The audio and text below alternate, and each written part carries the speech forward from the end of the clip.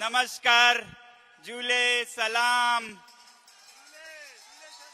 सारे कॉकरोचों को, cockroach in chief, all the cockroaches, commanders और जो सब यहाँ पर जमा हैं, आप सभी को मेरा फिर दोबारा लद्दाख के पहाड़ियों से अभिनंदन। दोस्तों, मेरा दिल्ली से गुजरना हुआ एक विदेश यात्रा पर और संयोग से इसी दिन आप लोग फिर दोबारा मिल रहे हैं। मैं पिछली बार 6 जून को आया था और बहुत खुशी हुई आप सभी से मिलकर, जो कि और भी बड़े संख्या में आए हैं यहाँ पर। और सबसे बड़ी बात, बहुत ही सुव्यवस्थित ढंग से आए हैं, बहुत अच्छे सलीके से, तरीके से। आज कुछ कहें तो सुन भी सकते हैं, ऐसा लग रहा है। सुन सकते हैं आप मेरी बात? बहुत बहुत बहुत खूब। तो मैं अपना परिचय दूं तो आप में से बहुत लोग मुझे जानते हैं। मैं सोनम वांगचुक हूं, लद्दाख से आता हूं। मगर उससे भी ज्यादा मैं कहना चाहूंगा, मेरी जिंदगी क्या रही है। मैं अपनी जिंदगी को संक्षेप में अगर कहूं तो शिक्षा और पर्यावरण हमेशा से मेरे मुद्दे रहे हैं, क्योंकि यही हमें अंधकार से उजाले की तरफ ले जा सकता है। तमसो मा ज्योतिर्गमया विद्योर्मा अमृतम गमया। तो शिक्षा मेरा हमेशा मुद्दा रहा है, जो कि हमारे लिए बिना ज्ञान के हम अंधकार में अंधों की तरह होंगे। और दूसरा, पर्यावरण, हमारे पृथ्वी का पर्यावरण संतुलन, हमारे सांस लेने की हवा, पीने का पानी, ये स्वच्छ हो तभी हमारी शिक्षा भी काम आएगी। वो आने वाले पीढ़ियों के लिए कैसे सुनिश्चित करे, ये मेरा मुद्दा दूसरा रहा है। शिक्षा और पर्यावरण मेरा मुद्दा रहा है और सत्य और अहिंसा मेरा रास्ता रहा है, जिस पे आप सब भी चल रहे हैं। आप सभी को बधाई कि आज आप अहिंसा के रास्ते पे बहुत ही शांति से, फूलों के साथ आगे बढ़ रहे हैं। तो उसका मैं अभिनंदन करता हूं आप सभी को। ये हमारा रास्ता हो, मेरा रहा है हमेशा से। सत्य पर चलें, सच पनपे और झूठ दबे, ना कि उसका उल्टा। उसी तरह हमेशा कहता आया हूं, इस रास्ते पर चलते हुए इंसाफ हमारी मंजिल है, इंसाफ हमारी मंजिल है। हर एक को इंसाफ मिले, शिक्षा के द्वारा न्याय मिले सभी को, ये हमारे मंजिल है। तो आज मुझे यहाँ आकर आप लोगों से फिर दोबारा मिलकर ये बताने में बहुत खुशी हो रही है। मैं ये आप सभी कॉकरोचों को बोल रहा हूँ, आप सबका अभिनंदन। और आपके जो कॉकरोचों के माता पिता, जो कि कॉकरोच ही हुए, कॉकरोचों के माता पिता हैं, तो सारे माता पिताओं को अभिनंदन करना चाहूंगा। और यहाँ पर जो पुलिसकर्मी हैं, हिफाजती दस्ते हैं, सिक्योरिटी पर्सनल्स हैं, अफसर हैं, उन सब को भी मैं अभिनंदन करना चाहूंगा, क्योंकि उनके भी बच्चे हैं आप ही की तरह विद्यालयों में, परीक्षाओं में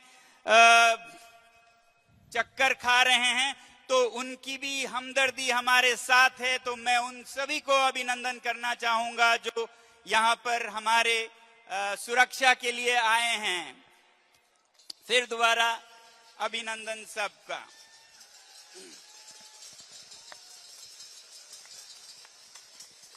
तो जैसा हमने देखा है, मैंने पहले भी कहा है कि शिक्षा की हालत अच्छी नहीं है। हम यहाँ पर आज जो हमें मुद्दा दिख रहा है वो है परीक्षाओं का। जिस तरह से सालों के मेहनत के बाद, 12 वर्ष के मेहनत के बाद, तपस्या के बाद एक परीक्षा होती है, उसमें भी अगर बेईमानी हो, धांधली हो, सच की विजय नहीं हो, असत्य की विजय हो, तो फिर कोई विद्यार्थी करे तो क्या करे। जब वो अपनी तपस्या का फल लेने आता है। तो ये आपका आज का मुद्दा है, मगर मैं हमेशा कहता हूं कि इसके पीछे भी जरूर देखें। ये तो सिर्फ पैमाना है, ये तो सिर्फ एक मापदंड है जिसमें कमी है, मगर जिसे मापा जा रहा है उसमें और ज्यादा कमी है। पूरे शिक्षा प्रणाली को सुधारने की जरूरत है। और दूसरी बात मैं ये कहता हूं कि सबसे मेरी रिक्वेस्ट है, सोनम सर आपसे कुछ बात करना चाहते हैं, प्लीज। पानी सबको मिलेगा, प्लीज सोनम सर की बात सुन लीजिए पहले।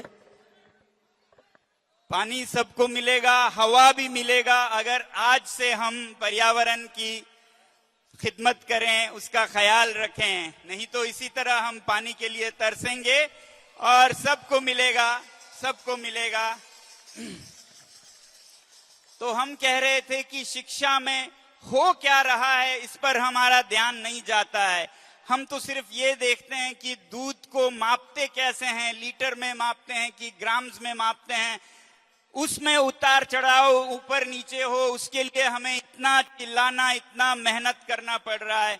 अब कोई हमें बताए कि वो दूध ही पानी में मिला है या पानी में दूध मिला है, यानी कि प्रणाली ही गड़बड़ है, तो हमें कितना दुख होगा। तो इसलिए ये तो टिप ऑफ द आइसबर्ग है जो हमें दिखता है। ये परीक्षाएं, जो शिक्षा की प्रणाली है, उसी में बहुत बेहतरी लाने की जरूरत है। मैं सराहना चाहूंगा कि भारत में अच्छी शिक्षा नीति आई है और उसका धन्यवाद भी करना चाहूंगा, मगर उसका अमल, उसका जो व्यावहारिक जमीन पे उतारना है, उसमें बहुत कमियां हैं। तो उसके लिए हमें आवाज उठानी होगी कि शिक्षा की प्रणाली को भी सुधारा जाए। अब थोड़ी देर के लिए सोच लीजिए, प्रणाली भी सुधर गया और परीक्षाएं भी ठीक हो गई, तो क्या आगे जाकर आपकी जिंदगी बहुत खुशहाल या गर्व का होने वाला है? क्या आप सर उठाकर चल सकते हैं उस अच्छी शिक्षा में, उस अच्छे परीक्षा में उत्तीर्ण होकर? क्या सर उठा के चल सकते हैं? आप यहां पर नीट, जेईई, यूपीएससी की बातें कर रहे हैं, उन परीक्षाओं की। मैं आपको कुछ उदाहरण दूंगा जिससे मुझे बहुत निराशा होती है कि ये परीक्षाएं ठीक भी हों तो ऊपर क्या माहौल अच्छा है, क्या सत्यमेव जयते का माहौल है या नहीं हमारे देश में, वो भी देख लीजिए। उसे भी सुधारने की जरूरत है, वरना परीक्षाओं में आप निकलेंगे आसमान से गिरे खजूर पे अटकेंगे। मैंने पिछले 1 साल में क्या देखा है, नीट, जेईई, डॉक्टर्स, इंजीनियर्स। अब एक संक्षिप्त में बताऊं तो जो सिविल सर्विसेज है उसका अगर लें तो मैंने तो ये देखा है कि जो बच्चे, जो युवक युवतियां इतने अरमानों के साथ, इतने सपनों के साथ परीक्षाएं उत्तीर्ण होकर आगे जाते हैं, तो उनकी हालत क्या होती है, जो कि आपकी भी हालत होने वाली है अगर आप इस पर भी ध्यान नहीं देते हैं। तो इंजीनियर्स, डॉक्टर का आप देख लीजिएगा। मैं आपको सिविल सर्विसेज का बताता हूं। मैंने पिछले साल में एक होनहार, बहुत ही सज्जन युवक को आईपीएस बनते देखा है। आईपीएस, पुलिस के बड़े अफसर होंगे, और मुझे पूरा मालूम है कि उनके आंखों में कितने सपने रहे होंगे, उनके माता पिता के कितने सपने रहे होंगे कि अब ये देश की सेवा करेगा। आपको पता है आज के इस हालात में उनसे क्या कराया जाता है? देश की सेवा नहीं, देश को ही बर्बाद करने के काम पे उन्हें लगाया जाता है। मैं आपको बताता हूं कैसे। जब 8 महीने पहले मुझे जेल भेजा गया यह कहकर कि मैं एंटी नेशनल हूं, तो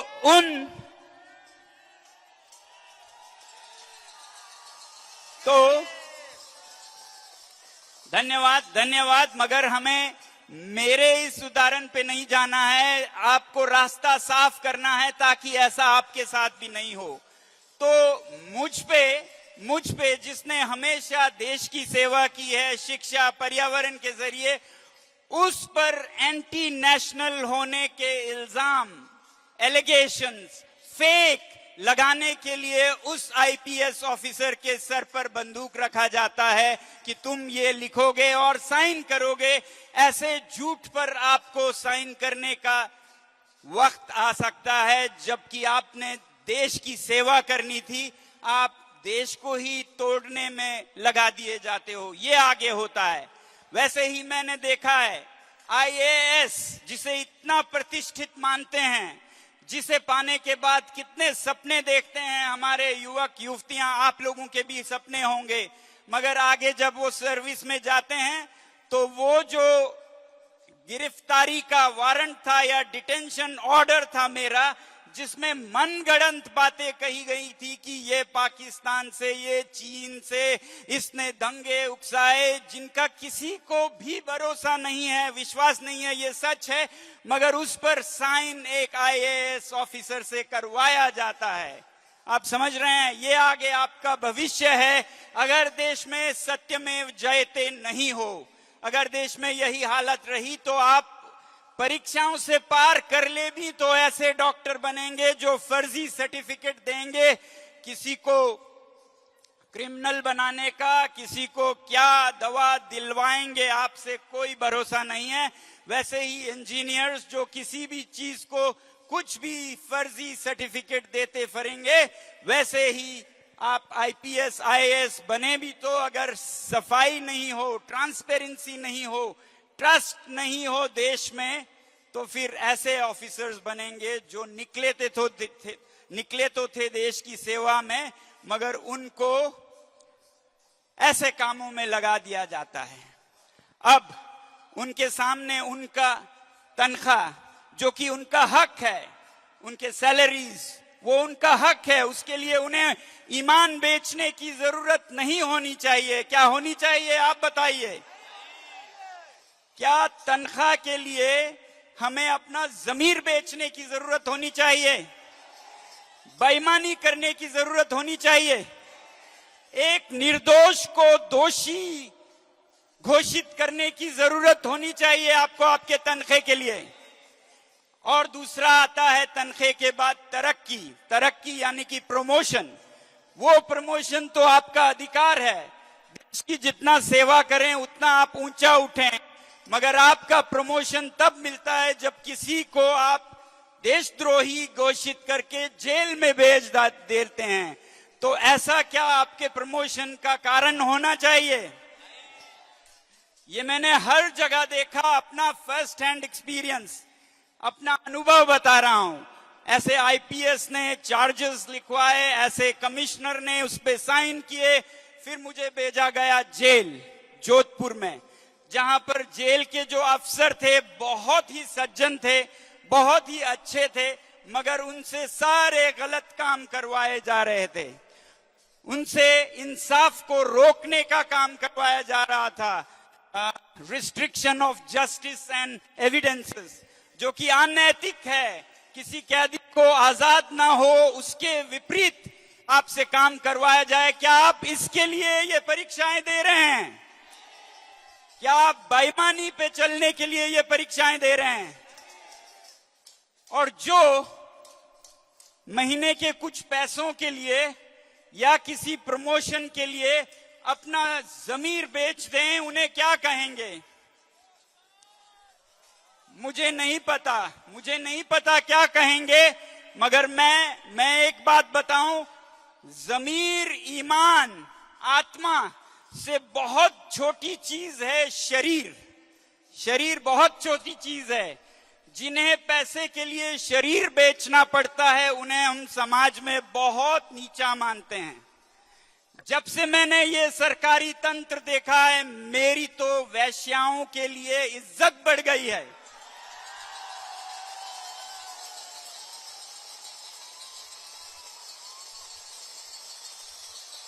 इज्जत बढ़ गई है रेड लाइट एरियाज के वर्कर्स के लिए, क्योंकि वो सिर्फ जिस्म बेचते हैं, मजबूरी में बेचते हैं और किसी का हानि नहीं करते, जितने ये हमारे अफसर एक तनख्वाह के लिए अपनी ईमान, जमीर सब बेच देते हैं।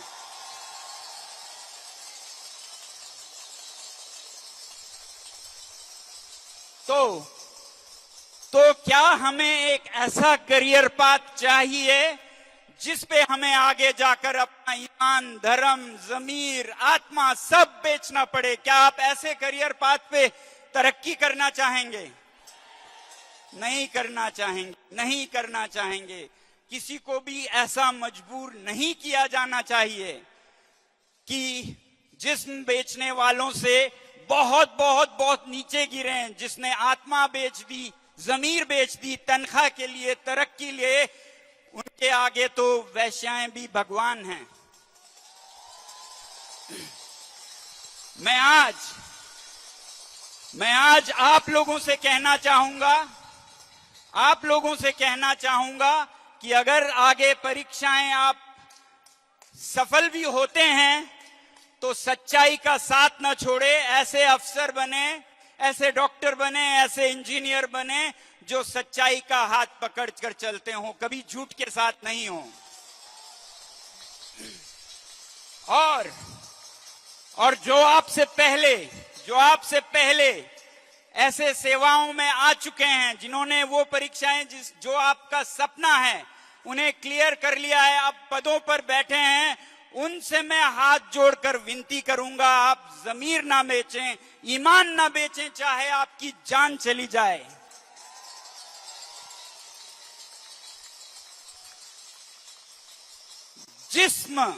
जिस्म चला जाए, शरीर चला जाए तो कोई बड़ी बात नहीं है।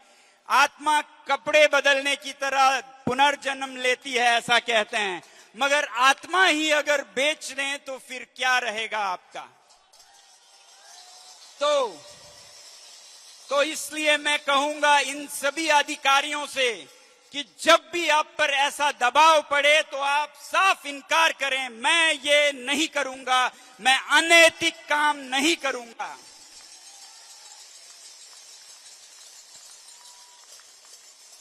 किसी भी देश में किसी भी अफसर पर अगर ऐसा दबाव आए तो वह अपना ईमान धर्म नहीं बेचता है, वो इस्तीफा दे देता है, मगर अपना ईमान जमीर नहीं बेचता है। ऐसे अधिकारी हमें चाहिए भारत को महान बनाने में।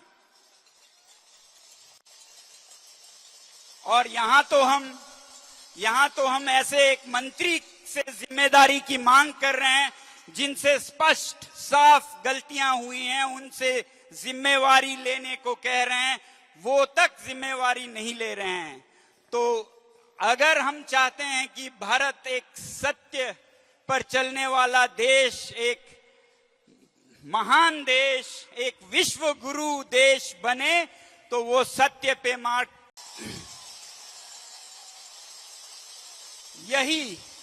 यही हर धर्म सिखाता है, सच के रास्ते पे चलना, यही हर धर्म सिखाता है, यही हिंदुत्व का सार है। हिंदुत्व का सार यही है कि हम सत्य से कभी न बिछड़ें। तो इस पे हमें चलना होगा। जो आगे हैं उनसे भी आग्रह करना होगा कि वो सच के ही रास्ते पे चलें। तो एजुकेशन में तो ये हालत है, परीक्षाएं जो आप हैं, बड़ों के दुनिया में जाएं तो इलेक्शंस का भी यही हालत है। इलेक्शंस का भी बच्चों के जीवन में एग्जामिनेशंस हैं तो बड़ों के नेताओं के इलेक्शंस हैं। आज उसमें भी कोई भरोसा नहीं है, कोई सच्चाई नहीं बची है। जैसा इन परीक्षाओं में कहीं पेपर लीक हो रहे हैं, कहीं धांधलियां हो रहे हैं, वैसा ही बड़ों के इलेक्शंस में भी यही हो रहा है। मैंने आपको कहा शिक्षा मेरा मुद्दा रहा है, पर्यावरण मेरा मुद्दा रहा है, क्योंकि ये वही पर्यावरण है जिससे हमें सांस की हवा और पीने का पानी मिलता है, जमीन मिलता है, नदियां जंगल मिलते हैं सुरक्षित हमारे आने वाले पीढ़ियों की। तो इस पर जब भी बात आई तो मैं लद्दाख को बचाने के लिए हमेशा खड़ा रहा हूं। लद्दाख के पर्यावरण को, हिमालय के पर्यावरण को बचाने के लिए। और इसके लिए हम धन्यवाद, आपकी कामनाएं पूरी ना हो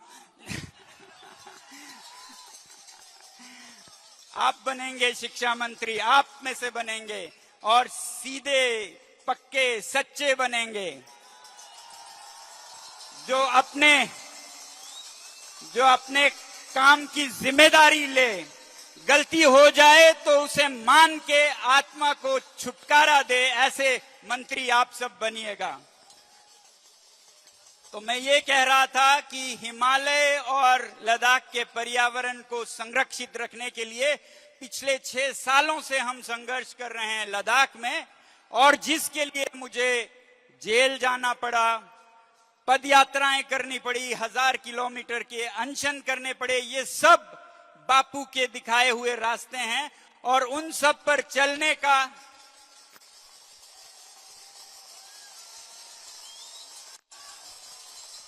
और उस शांति के पथ पर चलने का सिला ये मिला कि हमें ही देशद्रोही बनाकर जेल भेज दिया गया। अब जो भी हो, मैं कहना ये चाहता था, आज इलेक्शंस का, चुनाव का कोई मतलब नहीं रहा, क्योंकि 2019 और 20 में हमारी सरकार की जो पार्टी है उन्होंने ही लिखकर वादा किया था कि लद्दाख को संरक्षित किया जाएगा, मगर फिर 2 साल में मुकर गए और हमें कहीं भूखा रहना पड़ा, हफ्तों जान की बाजी लगाकर, कहीं पद यात्रा, कहीं जेल। और उसके बाद मैं आप लोगों को ये किसी कारण से बता रहा हूं, उसके बाद पिछले 22 मई को एक बहुत बड़ी बैठक हुई जिसमें फैसला हुआ कि लद्दाख में लोकतंत्र लाया जाएगा, एक खास असेंबली के जरिए, वैसे ही लद्दाख को संरक्षण दिया जाएगा। मगर फिर क्या देखते हैं, 2-3 दिन में उस पे भी पलट जाते हैं, जैसे चुनावी वादों पे पलटे वैसे ही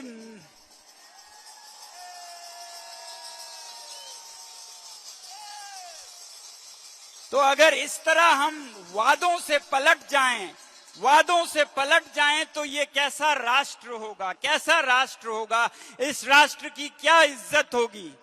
और राष्ट्र तो छोड़िए, ऐसा राष्ट्र जहां भगवान राम को मानते हैं। और भगवान राम ने क्या कहा था जो मुझे बहुत प्रभावित करती है, रघुकुल रीति सदा चली आई, प्राण जाए पर वचन न जाए। तो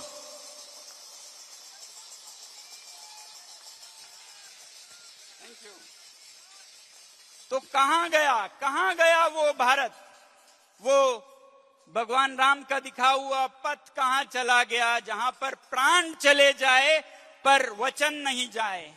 अब तो यहां वचन उनके जाते हैं और प्राण हमारी जाती है।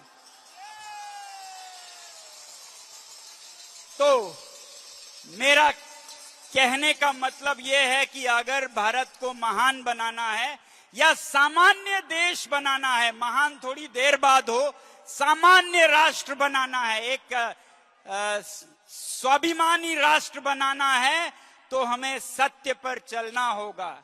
ट्रस्ट, ट्रांसपेरेंसी, अकाउंटेबिलिटी लाना होगा। ट्रस्ट, ट्रांसपेरेंसी और अकाउंटेबिलिटी लाना होगा। और यही है ये आंदोलन जिसमें हम अकाउंटेबिलिटी मांग रहे हैं, जवाबदेही मांग रहे हैं, मंत्री से, सरकार से जवाबदेही मांग रहे हैं। अगर इतना जुल्म हुआ है बच्चों पर, उनकी जानें गई हैं, तो कम से कम उसकी जिम्मेदारी तो आप लीजिए और आगे ठीक होगा, ऐसा विश्वास दीजिए हमें।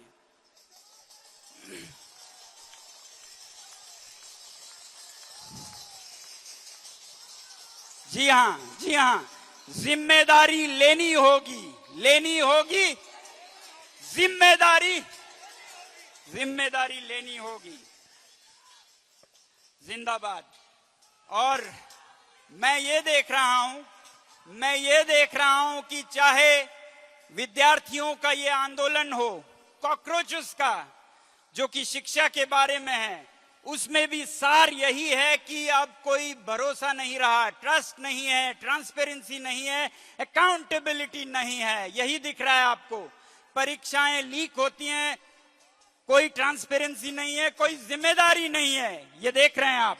वैसे ही पर्यावरण के मामले में भी मैंने यही देखा है कि आप वादे कर लेते हैं और उसे सरकार बनाने के बाद भी, चुनाव जीतने के बाद आप भूल जाते हैं।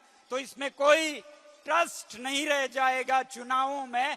बाकी चुनावों में तो कितने ही मसले हैं, आपके इलेक्शन रिगिंग की बातें आप देखेंगे, बहुत पाएंगे। मैं तो एक उदाहरण दे रहा हूं जो हम पे गुजरी है, उससे बहुत बदतर उदाहरण आपको मिलते हैं। तो जब तक इसमें भी ट्रस्ट, ट्रांसपेरेंसी और अकाउंटेबिलिटी नहीं हो, इस देश में भरोसा नहीं रहेगा। तो इसलिए मैं इन दोनों मुद्दों को आज देश का सबसे बड़ा मुद्दा देखता हूं, ट्रस्ट, ट्रांसपेरेंसी, अकाउंटेबिलिटी का।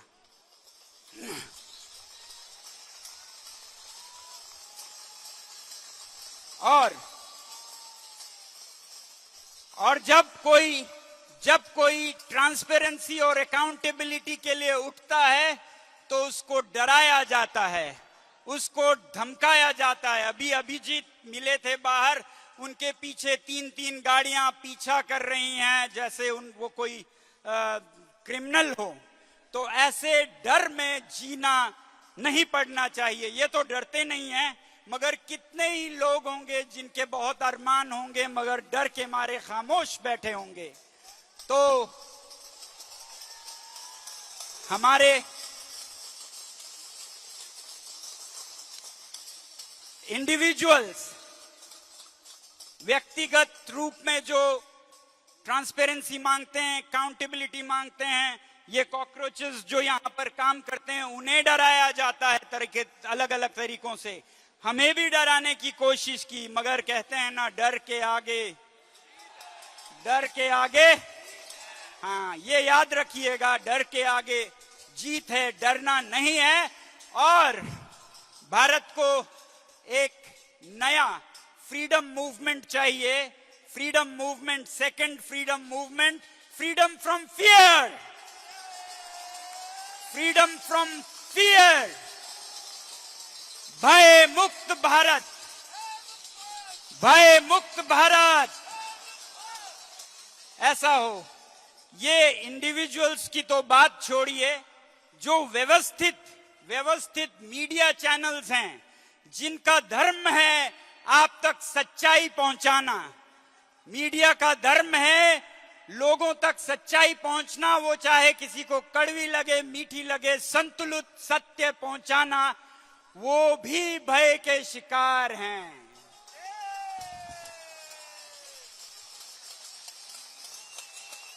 डरे हुए लोग, डरे हुए संचार माध्यम, मीडिया, जो दिलेर हैं वो यहां पर हैं,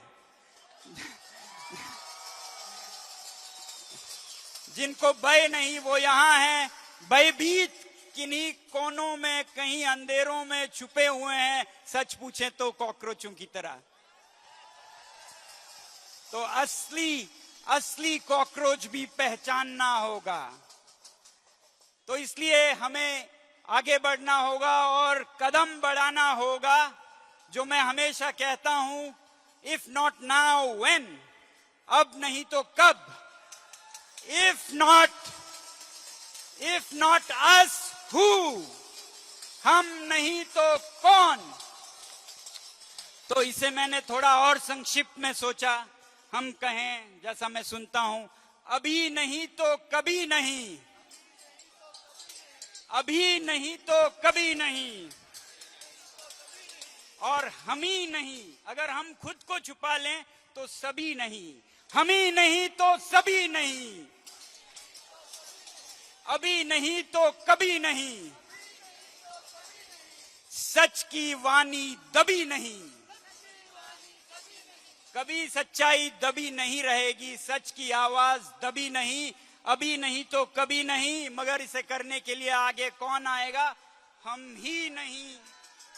हाँ, तो मैं कल कह रहा था आप लोगों को, आज अगर देश की रक्षा करनी है, आज अगर देश की रक्षा करनी है तो वो चीन और पाकिस्तान से ज्यादा झूठ से रक्षा करने की जरूरत है। असत्य से रक्षा करेंगे भय से रक्षा करनी होगी, भय से रक्षा करनी होगी। तो इसके लिए देश की रक्षा कौन करेगा? कौन करेगा? देश की रक्षा कौन करेगा? कौन करेगा? सच की रक्षा कौन करेगा? कौन करेगा?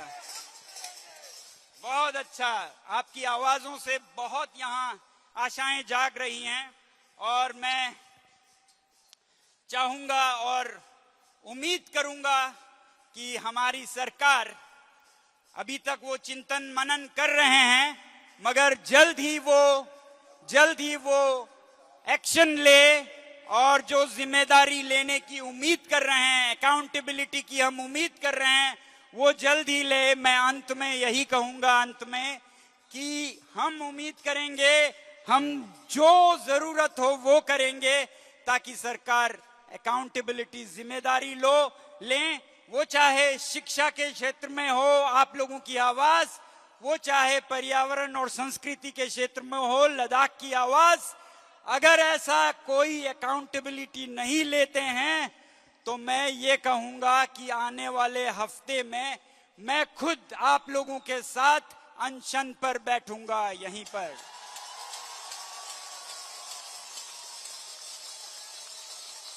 जी हां, जी हां,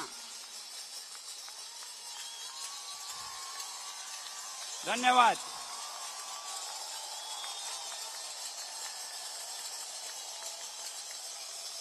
धन्यवाद।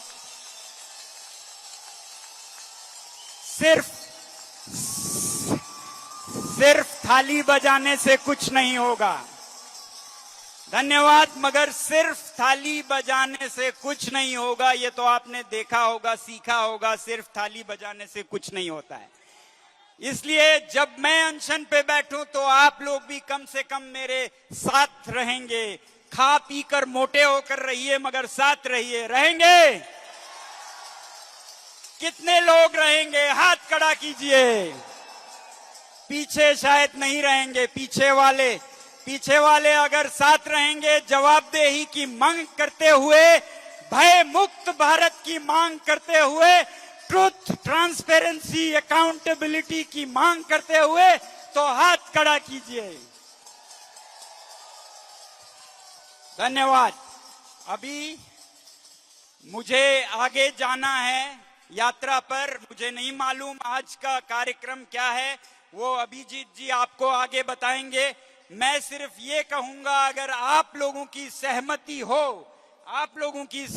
हो तो अगले शनिवार तक अगर कोई जवाबदेही नहीं हो तो मैं अनशन पर बैठूंगा यहां पर आप लोगों के साथ।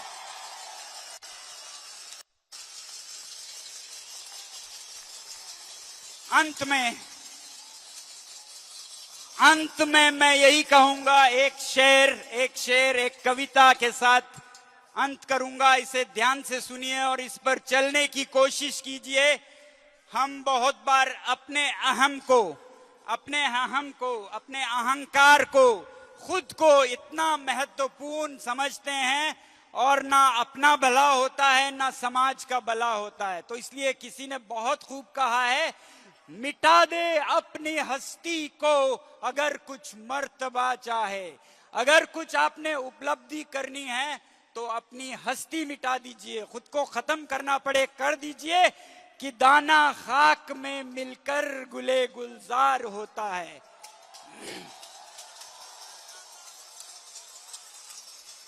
आप देखते हैं बगीचों में गुले गुलजार फूल उगे होते हैं, मगर आपको समझ आना चाहिए उस बगीचे के रंग बिरंगे फूलों के पीछे एक ऐसा बीज है जिसने अपने आप को धरती में भस्म करने का निर्णय किया कि दाना खाक में मिलकर, वो बीज मिट्टी में मिलकर फिर ये चमन, ये गुले गुलजार, ये बाग बना है। तो आप लोग भी मिटा दें अपनी हस्ती को अगर कुछ मर्तबा चाहे कि दाना खाक में मिलकर गुले गुलजार होती है।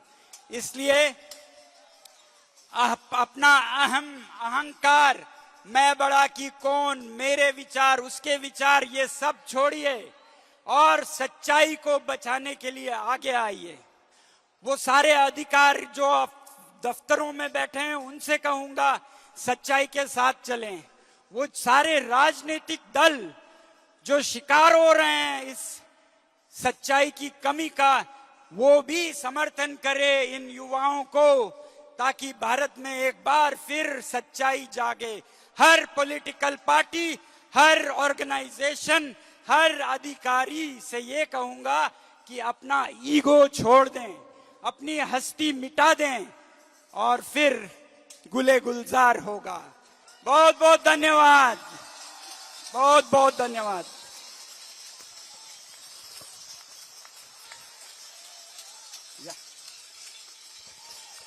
Thank you Sonam sir. Sonam sir को अभी जाना है तो एक बार तालियां बजाकर सोनम सर को गुड बाय कह दीजिए।